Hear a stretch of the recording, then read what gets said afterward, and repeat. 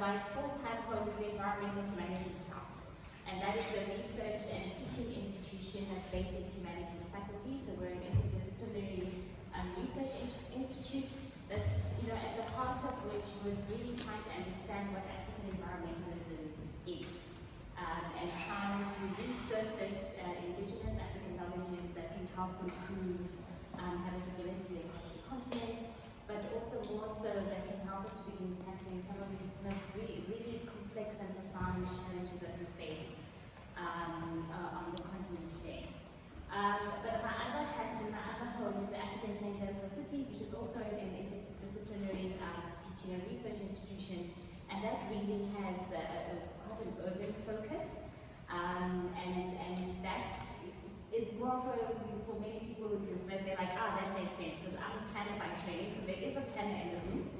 And I teach primarily at the ACC, but I also teach within the School of Architecture, Planning and Geomatics, where I teach the Metropolitan Planning Studio and the Planning Theory and Practice.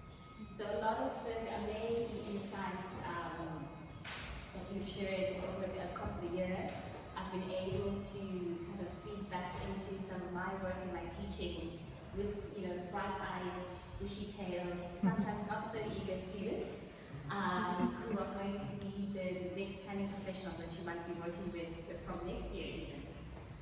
So this is always, so thank you for your generosity because it helps us to improve our teaching as well as our research and our own practice.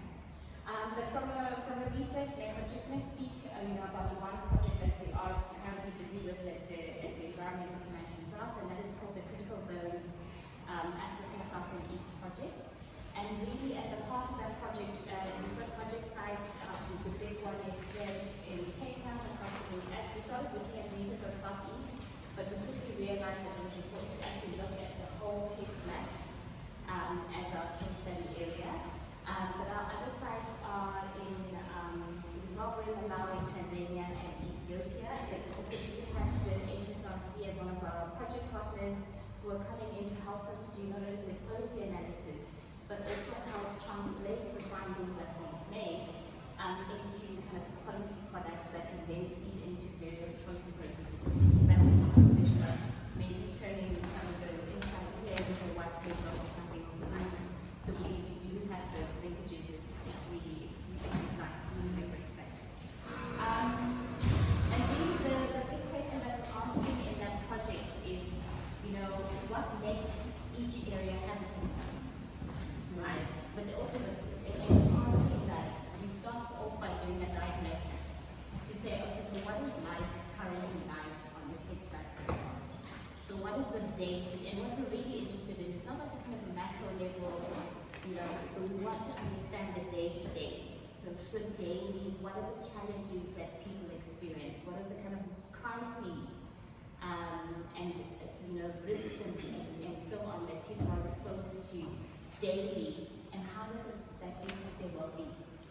So, and part and parcel of answering that question, of course, is then the question of, and kind of doing this diagnosis, is the question of fire risk and fire safety. But with that, we're also trying to understand that this kind of systemic causes of fire risk, and that amplifies that risk. Also at a systemic level, but also the other crises that we face. So it could be the housing crisis, it could be, day zero, when we had day zero a few years ago, and we still live with that threat. It could be climate change, but also just the unsustainable way in which, we're currently building our cities, right? And the things like urban heat island effect. How does that impact fire risk? But within all of that, we also want to understand the very complex relationship that we actually by default have with fire, particularly in the Western Cape, because fire does pose a huge risk, but when we look at it from an environmental lens and we look at the vegetation, the type of vegetation that we have in the region, it actually requires fire to regenerate. So how do we balance that with the kind of very, that kind of life-bearing potential of fire when we look at it from the vegetation perspective, with the actual risk and great harm that it causes to humans? when it happens in informal settlements, as we've seen and had in the conversations around that. And so we're trying to understand that complex relationship, but also kind of layer it on with some of the other crises that we face when we're thinking about fire risks. So the links to energy insecurity, fires happening because people use, for example, candles for lighting, or they use what are these kerosene stoves, which also then pose other health challenges because of hail, there's smoke, there's not enough ventilation in the household, so the health challenges that it face. If there's no water, we can't fight fire, but also sand mining in the Philippi area, depleting the sand in the area. So if there's a fire, the residents of the informal settlements nearby can actually go and get sand as well to use that as a potential to put the fire out using, but also in terms of flooding. Folks can't then put together sandbags to help protect and secure their homes when flooding or when the prospect of flooding is imminent.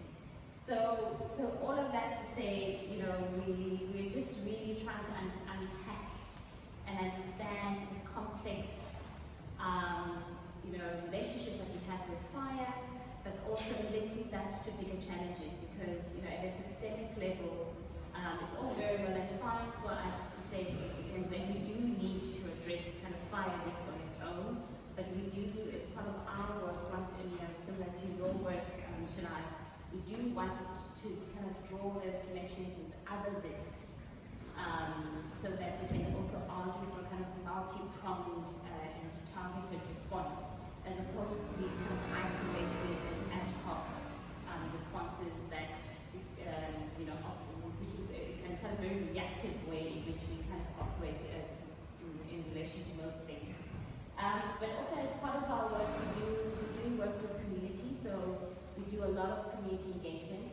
It's similar to kind of this setup. We've been working with communities across the Cape Flats. But these are also kind of very mobilized communities, mobilized community leaders who've been quite proactive in terms of also then addressing some of the challenges that they've seen in the community. So we don't also offer resources. We're also always looking for funding as researchers. But what we've realized is that there's a lot of kind of social capital. Even if the financial capital is not there, but there's a lot of social capital in each of the communities that we're working with. And so part of our job over the past year as well has been connecting these different individuals and bringing them into a common space to have conversations, firstly about the challenges that they're having, but also to say, okay, but this is what I'm doing as an individual in my neighborhood, and going to kind of do the peer-to-peer learning exchanges, so that so that others can see what their peers are doing, and learning from that, so that we can then adapt those learnings and then they can be implemented in other communities as well. And so that's really kind of one of the big things that we've been trying to facilitate and we'll continue facilitating. And it's also why earlier I said, if it's possible to open up the space even for that one session, that we would be able to host, and then we can have those community members in